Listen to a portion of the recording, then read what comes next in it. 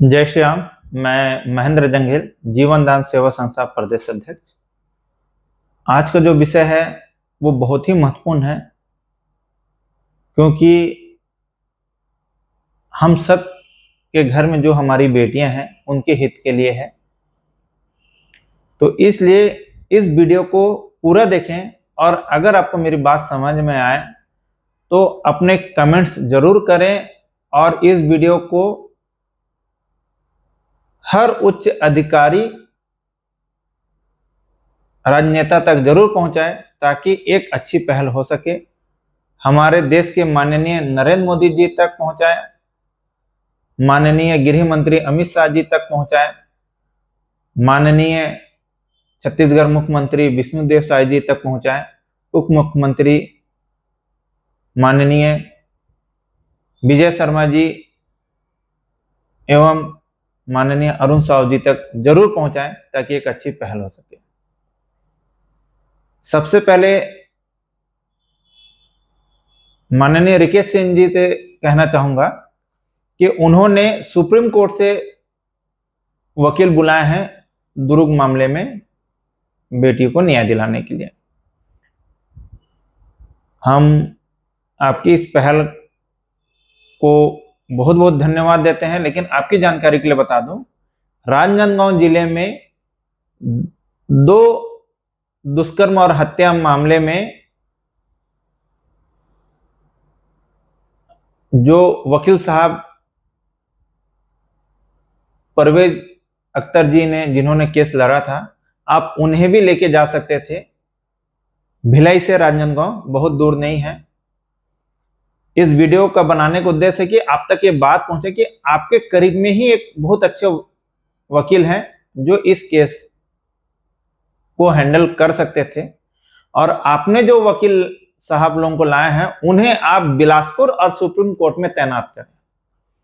उसका कारण बता दे रहा हूं कि अगर आपने जिला न्यायालय दुर्ग से अगर फांसी का जजमेंट ले भी आया तो 101% बिलासपुर हाईकोर्ट उसे चेंज कर देगा। और ये सब मैं ऐसे ही नहीं बोल रहा हूं, उसका आपको प्रूफ भी दे रहा हूं, और आप सभी को प्रूफ दे रहा हूं। आप ध्यान से सुनिए। पहले केस में जिसमें राजनांदगांव जिले से परवेज जी ने 13 महीने पे अपराधी को फांसी की सजा तक पहुंचाने का कार्य किया, दूसरे केस में 8 महीना लगा। ये दोनों ही केस बहुत ही दुखद थे। पहले केस में 3 साल की बच्ची थी जिसे दुष्कर्म करने के बाद में गला घोट के मार दिया गया था। वहीं दूसरे केस में 6 साल की बिटिया थी जिसे दुष्कर्म करने के बाद में उनके सर को पत्थर से कुचलकर रेलवे ट्रैक में फेंक दिया था, जिसमें बच्ची के 8-10 टुकड़े हो गए थे। ये दोनों केस राजनांदगांव जिले के हैं। एक चिखली थाना अंतर्गत है, एक सोमनी थाना अंतर्गत है। ये सब इसलिए बता रहा हूं कि हमने ये फेस किया है।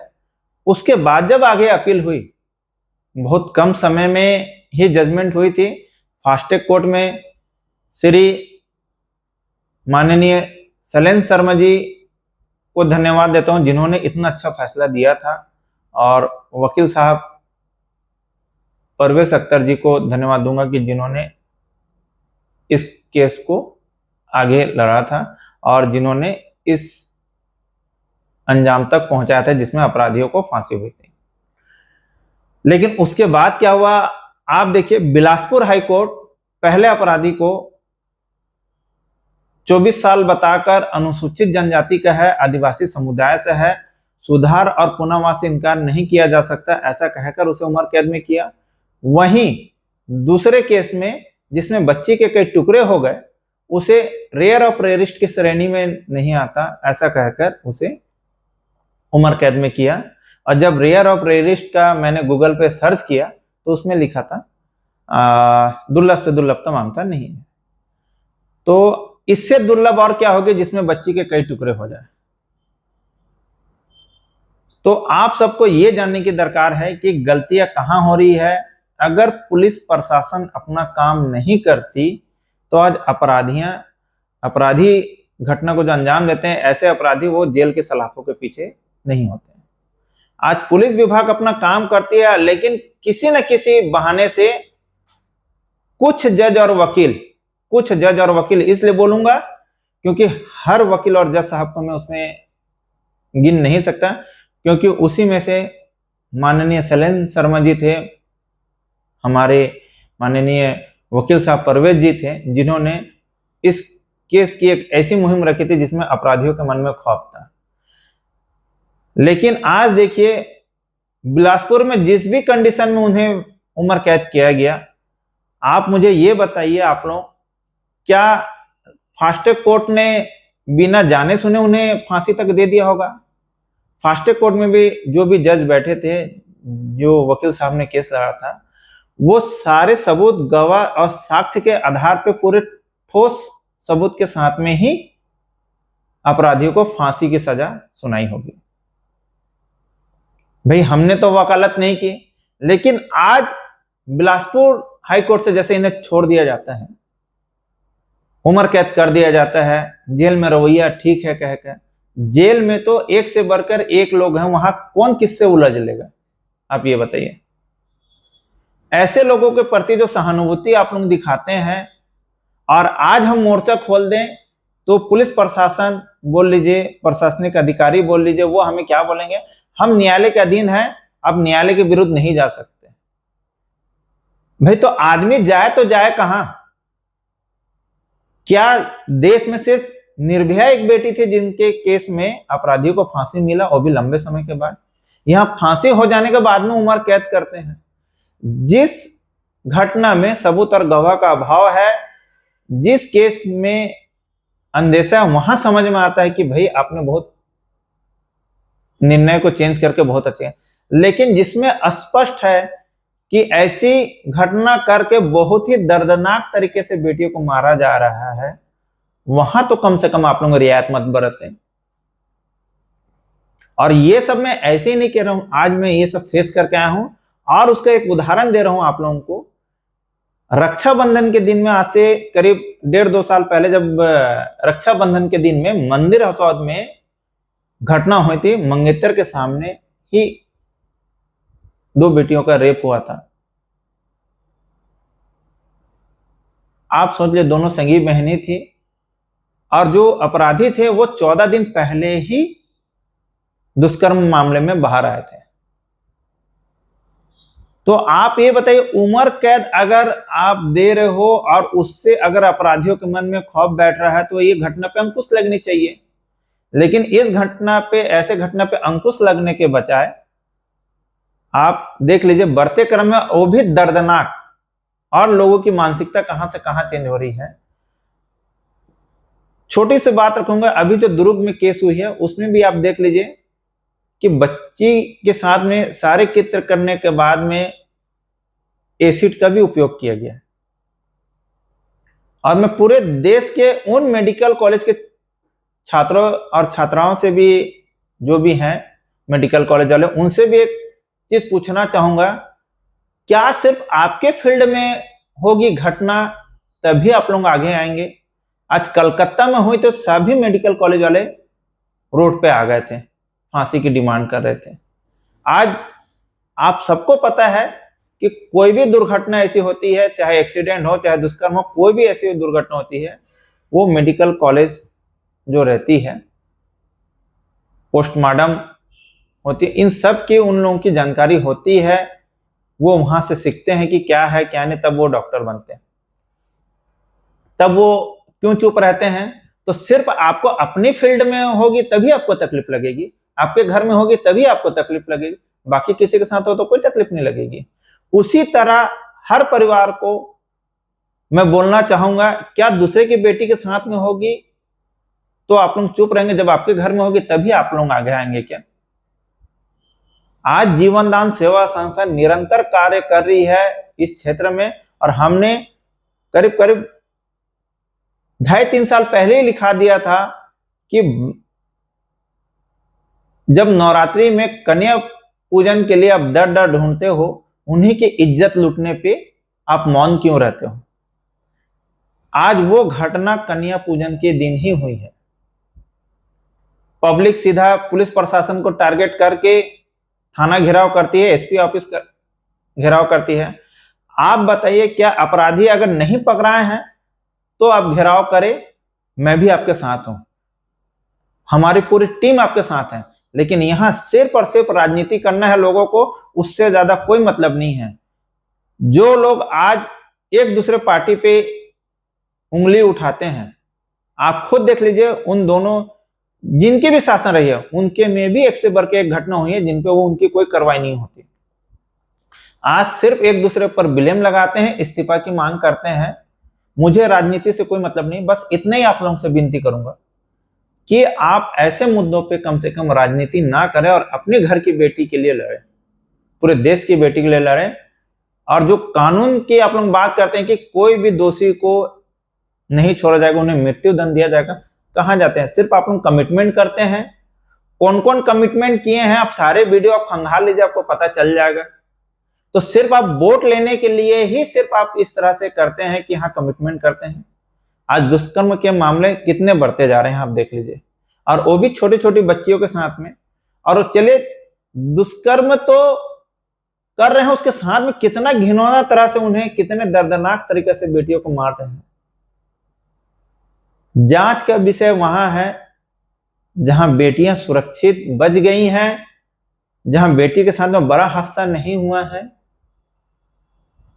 वहां जांच का विषय है। लेकिन ऐसे मामलों में जिसमें सारे साक्ष्य मिल जाते हैं, सारे गवाह मिल जाते हैं, जहां फांसी की सजा हो जाती है, उसके बावजूद भी वो फांसी तक अपराधी नहीं पहुंच पाते, इसलिए घटना बढ़ रही है। आज 2 को फांसी मिलती, 2000 लोग के मन में डर होता कि ऐसी घटना करने से क्या होगा।